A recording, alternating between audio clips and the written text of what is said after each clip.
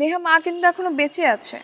আরে হ্যাঁ, ওখানেই তো আমার সবচেয়ে বেশি ভয়, যে মার সবচেয়ে প্রিয় তুমি, তোমার না সব সম্পত্তি টাকা পয়সা লেখা দেয়, আমার তো কিছুই দিব না। ছি নেহা, আমি তোর বোন না? আমি কেন তোর সম্পত্তি আমার নামে লিখে নিব? আমি এত কিছু শুনতে চাইতেছি না, বুঝো নাই?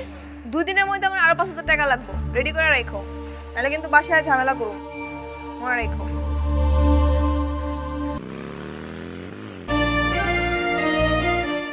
হাই, আমি রায়হান চৌধুরী। আমি আরিফা। কিন্তু আপনি যেটা গেস করেছেন সেটাই। আপনার সাথে আমার কখনোই দেখা হয়নি।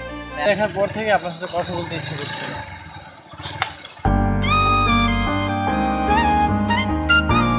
একটু দেখে চলতে পারেন না? উফ, আপনার জন্যই তো পড়েছি। আপনি ইচ্ছে করে কথা বলতেছিলেন, তখন না দেখে আমি পড়ে গেছি। উঠে দাঁড়ান। আচ্ছা, দোষটা যেহেতু আমার, তাহলে তো উপকারটা আমাকেই করতে হবে, তাই না? কি করবেন আপনি? তখন যেটা